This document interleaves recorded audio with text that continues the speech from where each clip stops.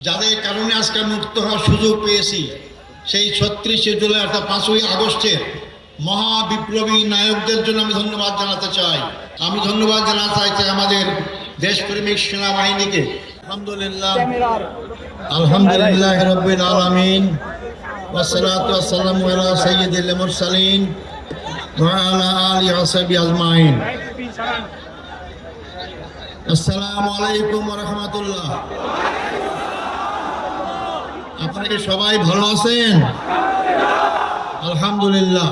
আমি ধন্যবাদ জানাতে চাই আমার মামলায় যে সব আইনজীবী নিয়োগ করা হয়েছিল, আমি যতদূর পত্র পত্রিকার মাধ্যমে জানতে পেরেছি, পড়তে পেরেছি, তা অত্যন্ত সাবলীল সুন্দর যুক্তি উপস্থাপন করার মাধ্যমে আমার মামলার অসারতা, দুর্বলতা সমস্ত কিছু প্রকাশ করতে পেরেছেন এবং আন্তর্জাতিকভাবে স্বীকৃত যে এই মামলার মাধ্যমে আমার অতীতের আগের সরকারগুলো কিভাবে নির্মমভাবে আমাদের আগের ভাইদেরকে হত্যাকাণ্ডের মাধ্যমে তাদেরকে দুনিয়া থেকে বিদায় করেছেন।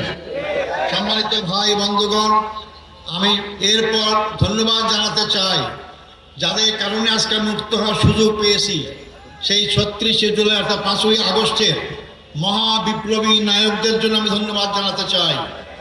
তাদের অক্লান্ত পরিশ্রম, আন্দোলন, তাদের মাধ্যমে স্বৈরাচার ফ্যাসিস্ট সরকারের পতন হতে বাধ্য হয়েছিল। এবং সবচেয়ে আমি ধন্যবাদ জানাবো এই ক্ষেত্রে ছাত্র সমাজকে, যারা অতীতের অহংকার গর্বকে আবার প্রতিষ্ঠা করতে পেরেছেন।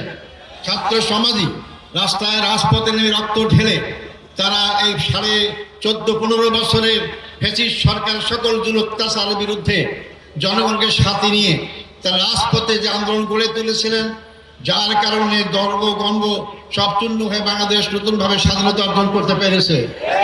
আমি ধন্যবাদ জানাতে চাই ছাত্র, যুবক, শিক্ষক, সকল পেশাজীবী, সকল নারী পুরুষ, এমনকি শিশু বাচ্চাদেরকেও আমি দেখেছি তারা রাজপথে সেদিন নেমে এসেছিল। সবাইকে আমি ধন্যবাদ জানাতে চাই। আমি ধন্যবাদ জানাতে চাই আমাদের দেশপ্রেমিক সেনাবাহিনীকে, যারা জনগণের পক্ষ না নেওয়ার কারণেই আজকে আমরা এই অবস্থা আসতে সক্ষম হয়েছি। ওয়ালটন মাইক্রোওয়েভ ওভেনের খাবার গরম রাখে দীর্ঘ সময় ধরে। Walton microwave oven. সম্মানিত ভাই ও বন্ধুগণ, আমি ধন্যবাদ জানাতে চাই। আমি দেখেছি, আমাকে বলেছে আমার মুক্তির জন্য আমি একজন নগণ্য ব্যক্তি, অনেকে রোজা রেখেছেন, অনেকে সিয়াম পালন করেছেন। আমি তাদেরকে ধন্যবাদ জানাতে চাই।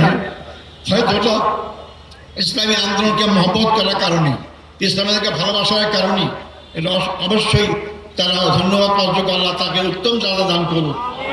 সম্মানিত ভাই ও বন্ধুগণ, আমি স্মরণ করছি অত্যন্ত দুঃখ বেদনা ভারাক্রান্ত হৃদয় যারা আমার নেতা ছিলেন, সেই সব নেতাদেরকে অন্যায়ভাবে হত্যা করা হয়েছে, জুডিশিয়াল কিলিং করা হয়েছে তাদেরকে।